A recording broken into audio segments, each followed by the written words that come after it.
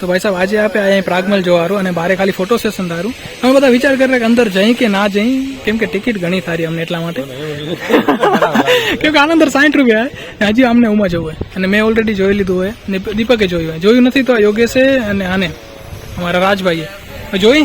શું વિચાર થારો? તો hello, good morning and welcome back to my YouTube channel. આજે અમે આવ્યા છીએ 4 જણા ભુજ એક્સપ્લોર કરવા માટે અને ખૂબ ધમાકેદાર મસ્તી કરવાની છે. હમણાં વાગેરા કંઈ બપોરના 11 પેલો આપણે પ્રાગમહેલ ને એ બધું ફરી લઈ, એના પછી આગળની કહાની આપણે તમને કહેશું. તો આ છે અહીંયાના રાજા ગૌ બ્રાહ્મણ પ્રતિપાણ નોધારાના આધાર મહારાજા ધીરાજ મિર્જા મહારાવસે પ્રાગમલજી બીજા જો ક્યાં ના હતા 1860 થી 1875. વાહ. તો અહીંયા કને ફોટો સેશન ચાલુ હોય કેમ કે પાછળનું બેકગ્રાઉન્ડ એકદમ મસ્ત છે. આ દરવાજાથી આપણે એન્ટ્રી કરીને તો અંદર જો આવું હોય, આ સાથે એની મીટિંગનો રૂમ હે એટલે આ બધી ખુરશીઓ રાખેલી હે પર આ ઝુમર હે. અહીંયા કને હે સિંહ નથી, સિંહણ ખતરનાક.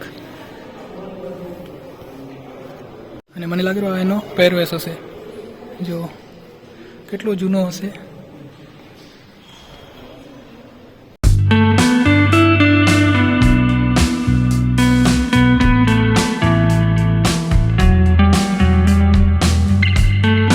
તો અહીંયા કને જો જૂના સિક્કા રાખેલા કચ્છમાં જે વપરાતા, ત્રાંબીઓ, કોરી, પછી આધીઓ, પાંચીઓ, પછી શું હોય ડોકડો, એ બધા મતલબ બધા રીજન અલગ અલગ હતા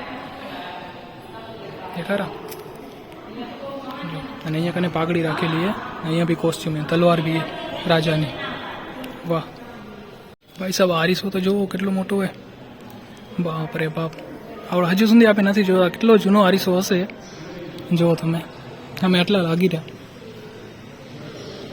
એકદમ વિશાળ.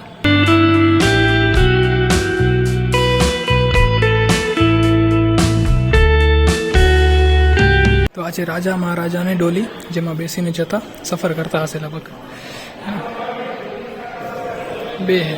આ તો કંઈ ફિલ્ટર જેવું કંઈક રાખેલું હોય, જો મેડ ઇન ઓસ્ટ્રિયા શું હોય ખબર નહીં, ફિલ્ટર લખેલું એટલા માટે હશે કંઈક તો બી ખાસ. બાકી ગમે તે કહો, રાજાના જમાનો યાર આ તો મસ્ત. મને એમ થાય કે હું કંઈ આમ જઈ શકું ને આપણે ટાઈમિંગમાં, પાછલા ટાઈમિંગમાં જોવા મળે રાજા મહારાજા કેવા હતા, કેવી રીતના યુદ્ધ કરતા. તો અહીંયા કને જૂના કબાટને રાખેલા હોય, જો 1 2 3 4. અહીંયા બી એક મોટો આરીસો હોય, આ જો અંગ્રેજો સાથે ફોટા પડાવેલા હોય. આ જો બકરીવાળો રથ, શું લખ્યું રાજકુમારોને બાળપણમાં મનોરંજન માટે બકરા ગાડીનો ઉપયોગ કરવામાં આવતો હતો. અચ્છા, આમાં રાજકુમાર બેતા, વિચારતા કરો ભાઈ. એમાં 4 ટાયર, એક જ જણું બેસી શકે.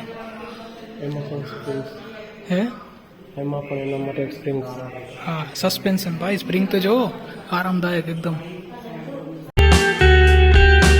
અહીંયા જો અહીંયા એને હાડકા રાખેલા એ બધા ઘોડાના પગ, કેમ કે માથે ઘોડાનું ફોટું હોય અને અહીંયા નીચે લાગેલું ઘોડાના પગ રાખેલા જો હે ને, બધા હાડકા અંદર, મતલબ હાડકા એને અંબાડીને રાખ્યા. ને એ જમાનામાં દાગીનાનું બોક્સ છે એટલે રાણીઓ આની અંદર દાગીના રાખતી. આ શંખ જો, શંખનું કારીગરી જો પોર્ટ બ્લેરથી આવ્યો શંખ. તો આ હે ઓરિજિનલ પ્રાગમલજી અને એના દીકરા ખેંગારજી. જો ફોટો, ઓરિજિનલ ફોટો હે આ. મહારાવ શ્રી પ્રાગમલજી વિથ સન ખેંગારજી. અને આ બધા ફોટા પાડવામાં જ પડે. અહીંયા લાખ રૂપિયાનો વિડીયો બનેલો એ નથી દેખાતો, અને એને ફોટા જ પાડવા જો. પોઝ તો જો, હા સ્માઇલ. તો અંદરની સાઈડ આટલું જ હતું ફરવાનું. હવે આપણે જવું હોય ઉપર જોઈશું. હોય આમ ચડી રહ્યા ઉપર પગથિયે તો અવાજ કેવો આવ્યો, કેમ કે લાકડાના હોય ને પગથિયે એટલે આ મને લાગે હિસાબ કિતાબ કરવાનો હશે. બોક્સ ખોલીને આમની અંદર પૈસાને રહેતા હશે હે ને. અને ભણવાનું હોય, અચ્છા અહીંયા ખબર પડશે ફોટા લાગેલા એમાંથી. તો અહીંયા કને વિચિત્ર આરીસા લાગેલા, તેમાં તમે જાડા ઝીણા દેખાઈ શકો. તમે કંઈક આવા દેખાઈ રહેજો. પગ નાનકડા હે, માથે બધું મોટું. આ રહ્યો અહીંયા કને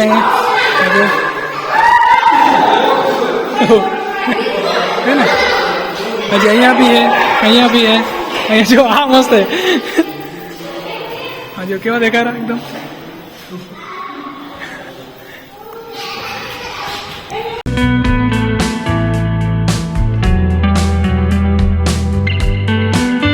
તો પ્રાગ મહેલમાં એટલું જ હતું. હવે આઈના મહેલ જવાનો વિચાર થતો નથી, કેમ કે 60 રૂપિયા દેવા પડશે એકના, ને 4 જણા થશે 250 રૂપિયા. હજી આગળ આખો દિવસ લાંબો હોય, બધાને શોપિંગ બી કરવી છે. તો હવે અહીંયાથી જશું સીધા જમવા માટે, કેમ કે વાગેરા 11:15, અને જમીને પછી આગળનો પ્લાન આપણે જોશું કે શું કરવું હોય.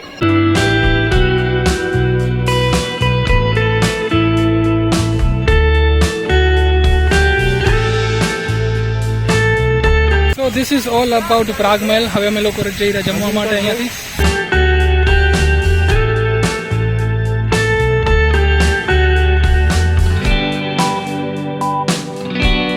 ભાઈ સાહેબ આપે લીધું છે આ બુટ્યું, કેમ કે આપણા કાનમાં નીકળી ગયો એટલા માટે. દીપકભાઈ આપને પહેરાવશે. પહેરાવતા આવડશે તો કરું ને, ટ્રાય જ્યાં છે વિનથી ના નાખજો, તકલીફ પડે રહી યાર. આ લોકો અહીંયા કને ચશ્મા જોયેરા, અને આ જો એકદમ રોબિનહુડ પાંડે. વાહ, મસ્ત લાગો રો. તો આજે આપણે જમણવારો અહીંયા રાખવાનો છે, મહારાજા પાઉંભાજી. અમે જે કોલેજમાં હતા ને તો અહીંયા કને આવતા પાઉંભાજી ખાવા, અને એક નંબર. ફાઇનલી સોલ્ટેડ લસ્સી આવી ગઈ, પાઉંભાજી આપણે આવી ગઈ, ખાઈ પછી આગળ વિચાર. તો ફાઇનલી આપણે જમી લીધું, અને હવે આપણે જવું છે યોગાનું ઘડિયાળ લેવા માટે, જે અમે 3-4 દિવસથી ગોતી રહ્યા. એ આજે જોશો અહીંયા મળેલું કે નહીં. આશા છે કે આજે આપણે એ ઘડિયાળ મળી જાય. તો અહીંયા કને બધી મોબાઈલની દુકાન, અહીંયા ચાન્સ છે કે આપણે મળી જશે. પછી જોઈએ યોગાની કિસ્મત. તો અહીંયા ડબ્બો તો પડ્યો હોય, સાહેબ અહીંયા કને મળી જશે. અહીંયા કને તો સ્ક્વેર વાળું હોય, આપણે કપેલું રાઉન્ડ વાળું, તો અહીંયા નથી. તો ઉમાંથી અમે જોતા આવી રહ્યા, ક્યાંય નથી મળી. હવે આ દુકાન અંદર પૂછા કરી રહ્યા. આખી લાઈનમાં તો ક્યાંય ના મળી ઘડિયાળ. મને સારી ખબર છે કે અમને આ ભાઈ જે આ દુકાન હે ને, એ ભાઈએ કીધું કે આગળ એક ફાસ્ટેગનો શોરૂમ હે ઘડિયાળનો, ત્યાં મળી જશે સારી. તો હવે એ બાજુ અમે જઈ રહ્યા, ગાડી લેવા ગયા હે.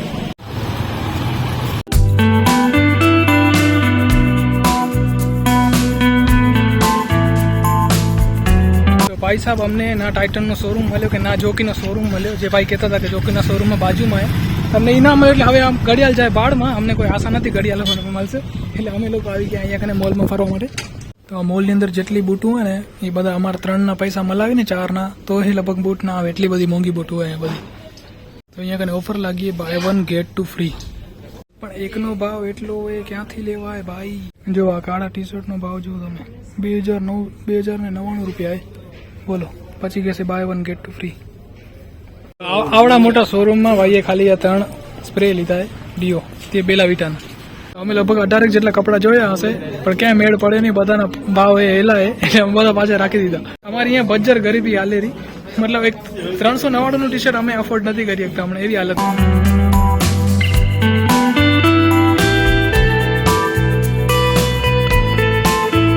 તો ડીમાર્ટથી લઈને આપણે આ બધા મોલ ફરી લીધા, અને આ બધાને મેં કીધું હતું કે બપોરના આપણે મૂવી જોવા જશું કે 3-3:30 વાગે, પછી આપણે આ બધા મોલમાં જશું, પણ કોઈ માન્યા નહીં. હવે એમ બધા તડકામાં અને ગરમીમાં શેકાઈ રહ્યા. આ ભાઈને જે મૂવીમાં કે આવે ને પિઝા, મતલબ કે ટીવીમાં જે આવે એક્સ્ટ્રા ચીઝવાળા, એવો પિઝો એને ખાવો હતો. અમે મંગાવ્યો ઇટાલિયન પિઝા. હવે તમે જુઓ ખાવો દેખાડો, હા ઇટાલિયન પિઝા. અમને એમ કે માર્ગરેટા પિઝામાંથી થોડુંક ઘણા ચીઝ નાખી દીધું એવું લાગેલું. ટેસ્ટ કરી ત્યારે ખબર પડશે કે આ ઇટાલિયન નથી, ભૂજ પિઝા યાર.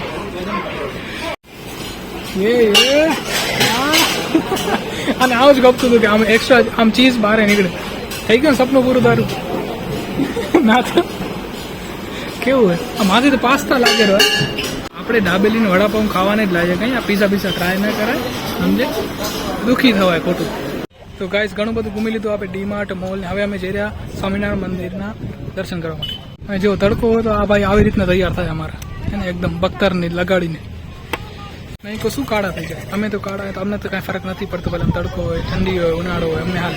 આ શું હોય, ઘણો કેર કરે એટલે ગાંધીધામ વાળા ને ઓલરેડી મેન ઇન બ્લેક.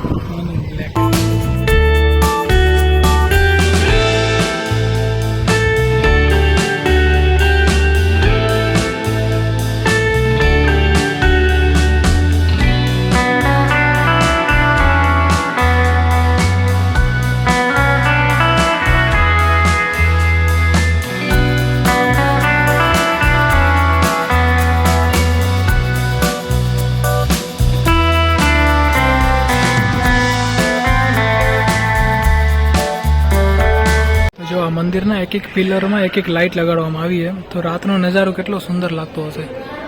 તો એ હું તમને નહીં બતાવી શકું, કેમ કે રાત સુધી અમે રોકાવાના નથી. અમને જ અડધો 1 કલાકમાં અહીંયાથી રવાના થવાના પાછા ઘરે, કેમ કે અમને એમ થયું કે આજે રાતે મેચ બી છે ઇન્ડિયા પાકિસ્તાનની, એ બી જોવા મળે, અને શપથ ગ્રહણ દીપક કેરો તો આજે એ બી જોવા મળે. તો અમે જેમ બને એમ જલ્દી ઘરે પહોંચી જઈએ.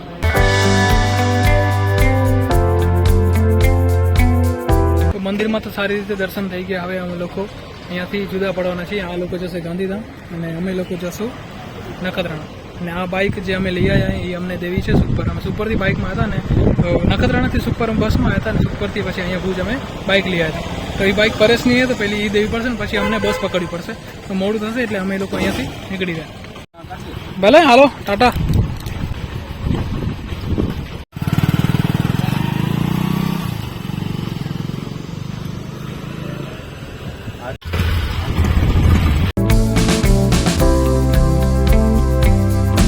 તો બાઇક આપને આની અંદર રાખવાની છે. આ છે આપણા પરેશની દુકાન. આની અંદર રાખી દેશો ને પછી અમે લોકો બસ પકડશું.